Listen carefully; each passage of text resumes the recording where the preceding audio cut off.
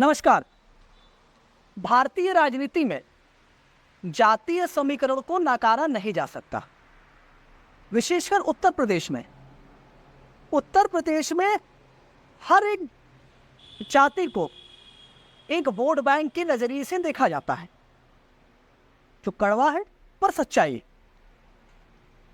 और आज हमारे साथ जो मेहमान बातचीत करने के लिए आए हैं, उनका परिचय आपको इस तरह मैं देना चाहता कि वो जिस बिरादरी से, जिस जाति से आते हैं, उत्तर प्रदेश में उस जाति को लेकर राजनीति एकदम चरम पर रहती है। हमारे साथ डॉक्टर संतोष यादव जी हैं, जो 3 बार ब्लॉक प्रमुख रहे, 2017 में विधानसभा चुनाव लड़े गाजीपुर की सदर सीट से।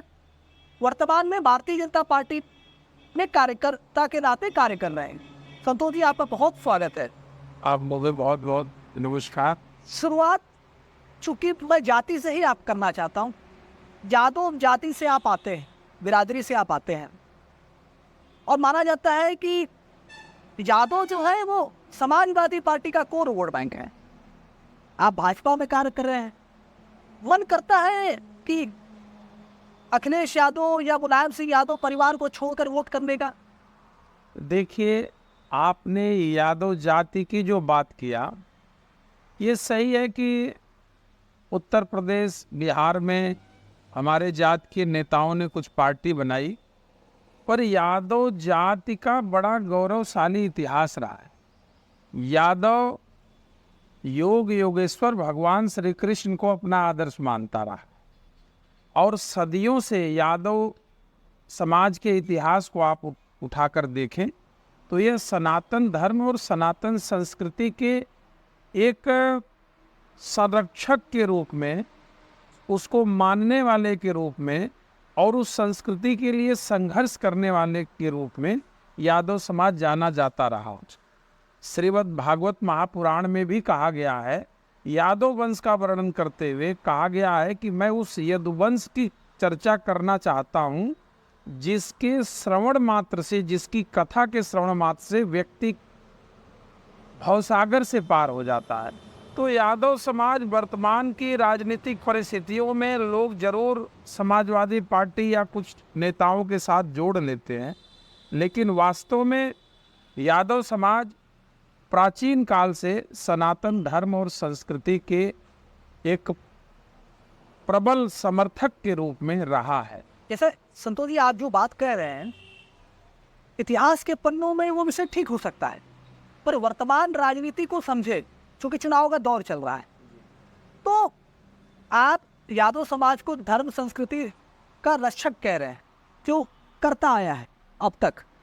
भगवान कृष्ण का आपने जिक्र किया उस समय से लेकर और अब तक। पर जब राजनीति में अखिलेश यादव और मुलायम सिंह यादव परिवार को एकदम कहिए पूजा जाता है आपके समाज की ओर से, इसमें कहने कोई गुरेज नहीं है और आप इस बात को भली भांति मानते हैं, लेकिन फिर भी देखें तो इतनी लंबी परंपरा, इतनी सुंदर परंपरा रही आपके समाज की, लेकिन राम मंदिर के मुद्दे पर, कृष्ण जन्मभूमि के मुद्दे पर, राजनीतिक कारणों से तो वो तो चुप हो जाते हैं, पर समाज आपका नहीं बोल पाता। देखिए अंकित जी, जहाँ तक मुझे जानकारी है, आपकी बात से मैं कुछ हद तक सहमत हूँ। उत्तर प्रदेश, बिहार की राजनीति में आज एक परिस्थितियाँ बनी है, हमारा समाज किसी दल पार्टी के साथ विशेष रूप से लगा हुआ है, लेकिन आज़ादी के इतिहास के बाद जहाँ तक मुझे जानकारी है, जो हमने देखा है कि यादव समाज हमेशा कांग्रेस के विरोध में वोट करता रहा, और उत्तर प्रदेश, बिहार को छोड़ दीजिए, हरियाणा में देख लीजिए, राजस्थान में देख लीजिए, और देश के कोने कोने में करोड़ों करोड़ों यादव समाज के लोग हैं जो कि कांग्रेस की अपेक्षा भारतीय जनता पार्टी को पसंद करते हैं और उसको वोट भी देते हैं। उसका मूल कारण ये है कि यादव समाज भारतीय जनता पार्टी की मूल संस्कृति का पोषक रहा है। रह गई उत्तर प्रदेश में, तो उत्तर प्रदेश में आज की परिस्थितियां थोड़ी ज़रूर है, लेकिन धीरे धीरे मैं आपको बताना चाहता हूं, भारतीय जनता पार्टी वो दल है, संसदीय बोर्ड जो पार्टी का संसदीय बोर्ड होता है जिसमें मात्र 11 लोग होते हैं। पूरे देश से करोड़ों करोड़ों लोगों के बीच में यदि भाजपा को 11 लोगों का चयन करना होता है तो उसमें हमारे समाज की डॉक्टर सुधा यादव को वो सम्मान देते हैं। जो चीफ इलेक्शन कमेटी होती है पूरे देश के कोने कोने भाजपा की, उसमें 15 लोगों का जब चयन करना होता है तो भारतीय जनता पार्टी भूपेंद्र यादव और सुधा यादव दो लोगों को उसमें स्थान देती। भारतीय जनता पार्टी भी हाल में ही आपने देखा मध्य प्रदेश में चुनाव हुआ, भारतीय जनता पार्टी ने हमारे समाज के डॉक्टर मोहन यादव को मुख्यमंत्री भी बनाने का काम किया। केंद्र में बहुत सारे हमारे समाज के मंत्री भी हैं। पिछड़ा वर्ग आयोग का अध्यक्ष, पूरा केंद्रीय पिछड़ा वर्ग आयोग का अध्यक्ष बनाने की बात आई तो हमारे समाज के हंसराज अहीर को भारतीय जनता पार्टी ने अध्यक्ष बनाया। मेरे कहने का मतलब है कि भारतीय जनता पार्टी के दृष्टिकोण में यादव समाज बिल्कुल पूरी तरह से वो सम्माननीय है और हमको वो सम्मान देते, उनके अंदर इस प्रकार की कोई भावना नहीं है। जरूर उत्तर प्रदेश बिहार में हमारे समाज के लोग एक दल विशेष के साथ जुड़े हैं, लेकिन जो मोदी जी का नारा सबका साथ सबका विकास और वर्तमान की जो परिस्थितियाँ अंकित जी, धीरे धीरे लोगों का उन जातीय दलों से, परिवारवादी दलों से मोह भंग हो रहा है। अब लोग भारतीय जनता पार्टी के साथ समाहित होते जा रहे हैं। आप आज के डेट में लोग ये भी सोच रहे हैं कि उत्तर प्रदेश में समाजवादी पार्टी 5 यादवों को चुनाव लड़ाती और 5 यादव एक ही परिवार के व्यक्ति। मैं आपके माध्यम से आपके दर्शकों से और करोड़ों लोगों से एक सवाल करना चाहता हूं कि जो आजमगढ़ कभी इस प्रदेश का पहला यादव मुख्यमंत्री देने वाला आजमगढ़ जनपद है, जिस आजमगढ़ से स्वर्गीय राम नरेश यादव, स्वर्गीय चंद्रजीत यादव जैसे राष्ट्रीय स्तर के नेता हुआ करते थे और बहुत सारी परंपरा, वीर लोरी के पूर्वांचल की जो धरती यादवों की ऊर्जावान धरती रही है, लेकिन एक परिवार ने धीरे धीरे करके पूरे उत्तर प्रदेश में पूरे यादवों के जो बड़े बड़े नेता थे सबको समाप्त करके एक परिवार में राजनीति समाहित होती जा रही है। इसको यादव समाज समझ रहा है। आप ठीक कह रहे हैं, समझ रहा है, पर वो समझता वो दिखाई इसलिए नहीं पड़ता है कि 2019 के चुनाव हुए, गाजीपुर में भी हुए जहां से आप आते हैं, और वो सीट भाजपा हार रहे। यादव को कितना वोट बैंक था वहां आपको भी पता है, कितना भाजपा को मिला। 2022 का चुनाव भी 7 की सीट हार गया।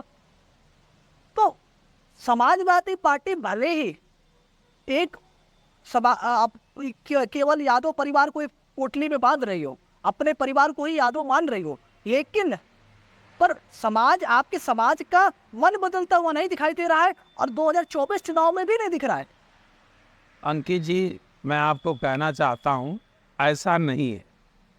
ये आपने प्रारंभ में ही बताया कि भारत में विशेषकर उत्तर प्रदेश में जातीय सच्चाई से कोई मुकर नहीं सकता। मैं मानता हूं कि बहुसंख्यक लोग 19 में भी और आज के डेट में भी अभी एक समाजवादी पार्टी के साथ हैं, लेकिन बहुत सारे लोग अब मन बना रहे हैं। 19 में भी लोगों ने माननीय मनोज सिन्हा जी को वोट किया था, क्योंकि सपा बसपा का गठबंधन था। यहाँ के सामाजिक समीकरण में उस समय हम लोग थोड़ा फेल हो गए। इसके बाद 5 साल जो यहाँ के सांसद हुए अफजाल अंसारी, यादव समाज, ये गाजीपुर का सर्व समाज बहुत दुखी हुआ। विकास की जो गति चल रही थी पूरी तरह से वो रुक गई, कुछ भी काम नहीं हुआ। तो आज के समय में सर्व समाज के लोगों के साथ साथ यादव समाज भी सोच रहा है कि हम विकास की मुख्य धारा में जुड़ें और गाजीपुर, उत्तर प्रदेश और देश में हमारी पहचान राष्ट्रवादी के रूप में रहे और सब लोग धीरे धीरे भारतीय जनता पार्टी के पक्ष में जुड़ रहे हैं। आने वाले इस चुनाव में आपको दिखेगा कि गाजीपुर में यादव समाज के लोगों ने भी भारतीय जनता पार्टी। मतलब आप ये कह रहे हो कि यादव समाज 2024 के इस लोकसभा चुनाव में भाजपा प्रत्याशी पारसनाथ राय को वोट कर रहे हैं? बिल्कुल कर रहे हैं, इसलिए भी कर रहे हैं। सिर्फ बड़े दुख की बात है कि एक तरफ सैफई परिवारवाद की परंपरा, गाजीपुर में भी एक से एक यादव समाज में प्रतिभा है।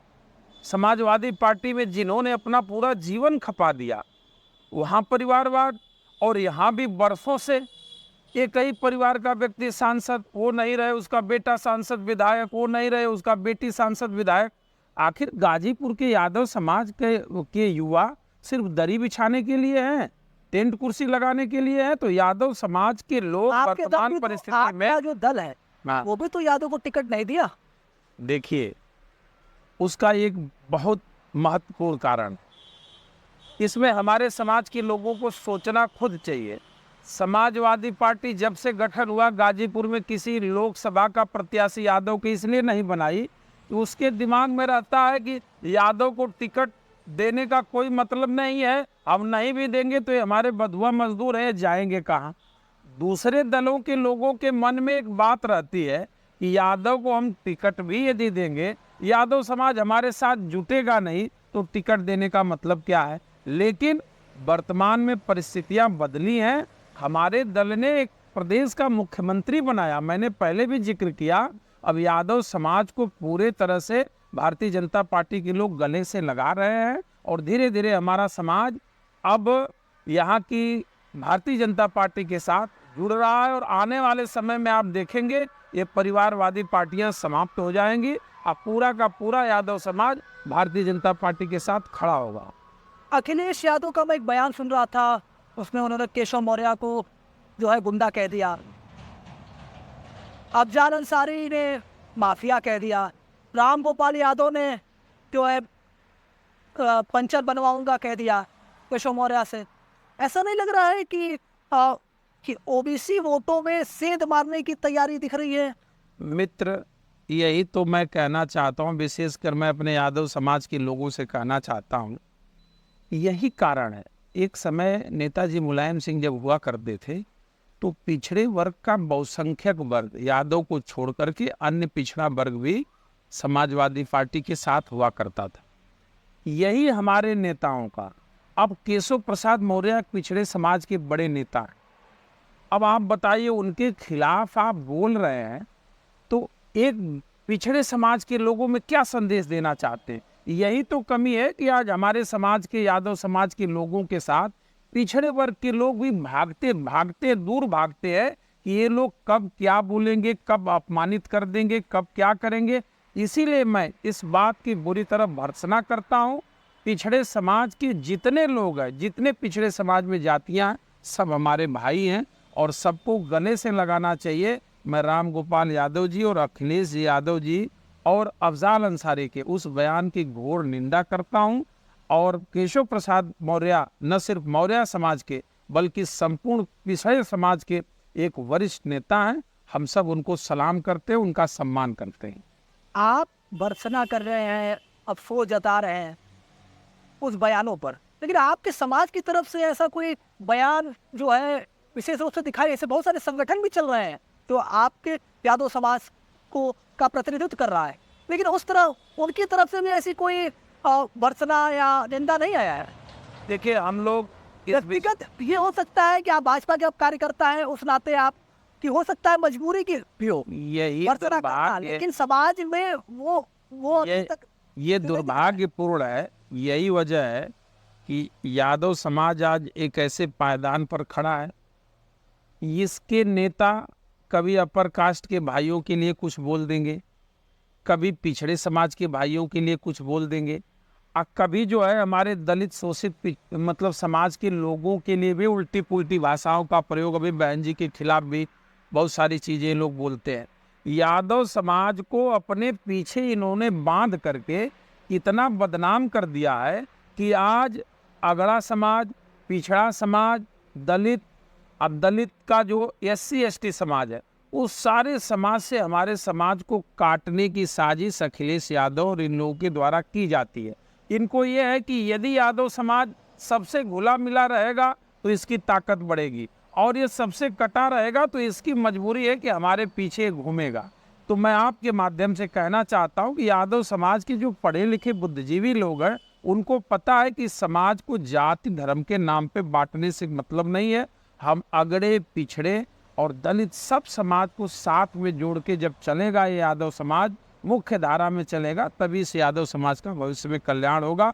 और कल्याण तभी होगा जब वो भारतीय जनता पार्टी की राष्ट्रवादी विचारधाराओं के साथ जुड़ करके, और वो अपने पुरखों के उस सनातन परंपरा को आत्मसात करते हुए वो कृष्ण को अपना आदर्श माने, न कि किसी व्यक्ति विशेष को।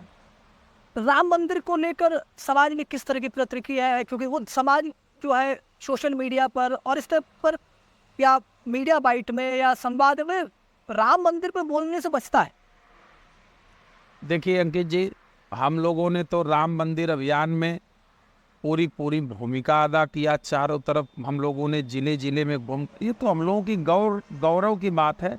राम न किसी जाति के हैं, न किसी धर्म के। मैं ये बात कह रहा हूँ, राम इस राष्ट्र की आत्मा है। राम यहाँ के भारत के कण कण में रमण करने वाले राम हैं, और राम हमारे स्वाभिमान हैं 500 वर्षों से।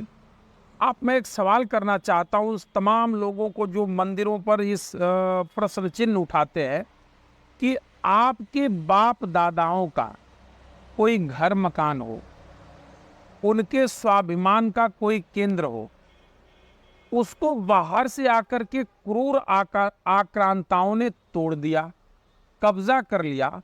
लायक बेटा यदि होगा, लायक बेटा होगा, उसके जब बस में आएगा तो कोशिश करेगा कि जो हमारे बाप दादाओं के मान सम्मान और स्वाभिमान के स्थल को तोड़ा मरोड़ा गया है, उसको पुनः मैं हासिल करूं और उस पर अपने सम्मान का, स्वाभिमान का केंद्र स्थापित करूं।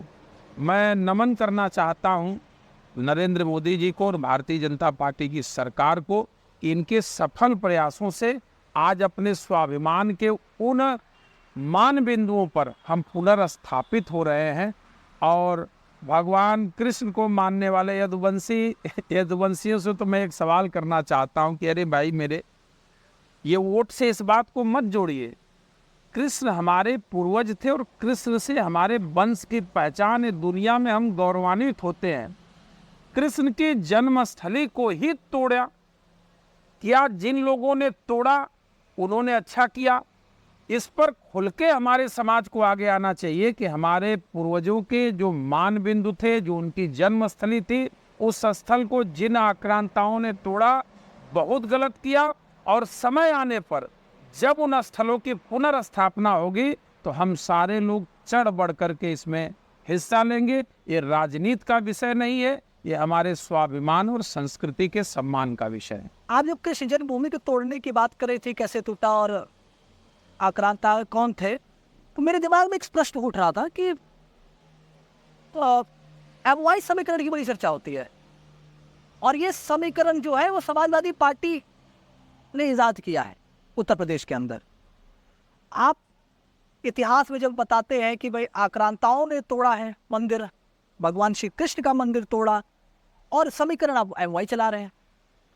अब देखिए, बात ये है, इस विषय पर तो मैं इतना ही कहना चाहता हूं कि समाज का कुछ दल इस देश में, बहुसंख्यक दल इस देश में तुष्टीकरण की राजनीति से पूरी तरह से ग्रसित।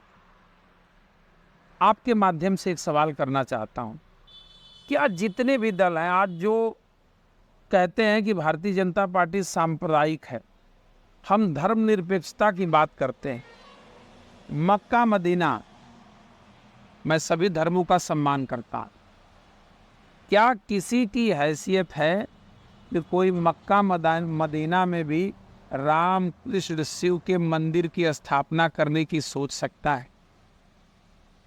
अयोध्या की पहचान राम से है, मथुरा की पहचान कृष्ण से है, काशी की पहचान शिव से है, पूरा विश्व जानता है। हमको सांप्रदायिक कहते हैं। हमारे धर्मस्थलों को तुमने तोड़ा। दुनिया में इतिहास है कि भारत का कोई, भगवान श्री राम लंका पर विजय प्राप्त किए, हमारी माता सीता को, हमारी संस्कृति का स्वरूप थी, उनका अपहरण किया, हमने वहाँ विजय प्राप्त किया, लेकिन उस राज्य को हमने हड़पा नहीं। हमने उसी रावण के भाई को वह राज्य सौंप दिया। भारत की जो सनातन संस्कृति, हमारे मूल्य रहे हैं, हम किसी को रौंदे तोड़े बर्बाद नहीं किए, लेकिन ठीक विपरीत कुछ लोगों ने जानबूझ करके हमारे धर्म स्थलों को तोड़ा। तो सांप्रदायिक कौन है, मैं आपसे सवाल करना चाहता हूँ, जो जानबूझ करके धार्मिक स्थलों को तोड़ते हैं वो, या जो सभी धर्म स्थलों का सम्मान करते हैं? सांप्रदायिकता का तो आरोप आपकी पार्टी पर लगता है कि वो सांप्रदायिक है, इसीलिए शायद मुसलमानों का जो एक तरह से कहिए वोट है वो आपको मिलता भी नहीं है, ऐसा माना जाता है।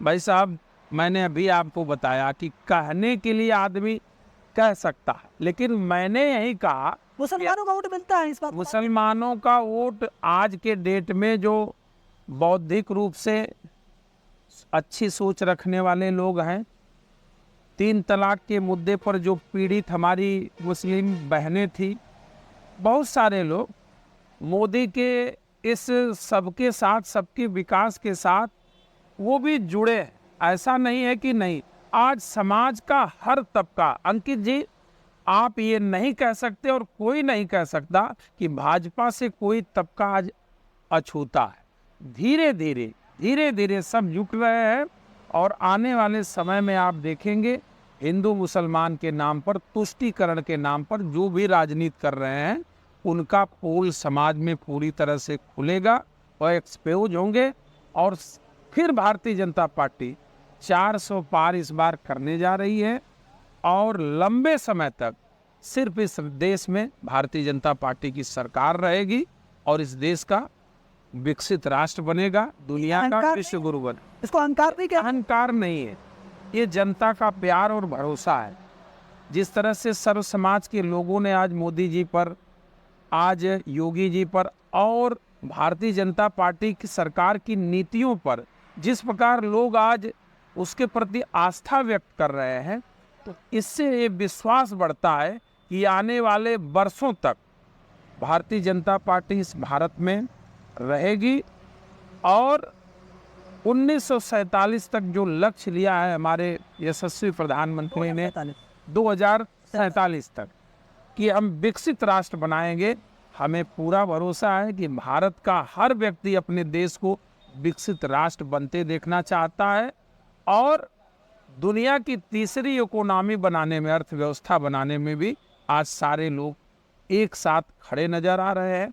और अंकित जी, एक बात है, जिस तिरंगे के सम्मान के लिए हमारे शहीदों ने हंसते हंसते प्राणों की बाजी लगा दी, आज जब हमारे देश का प्रधानमंत्री दुनिया के किसी कोने में जाता है, दुनिया में तिरंगा लहराते हुए लाखों लोग, हजारों लोग जब तिरंगा लेके सड़कों पर उतरते हैं, और दुनिया के दूसरे देशों के राष्ट्राध्यक्ष जब हमारे प्रधानमंत्री का पैर छूता है, झुक करके कोई वॉश करता है, तो हर भारतीय का, 140 करोड़ भारतीयों का सीना गर्व से ऊंचा हो जाता है कि आज भारत दुनिया को लीड कर रहा है।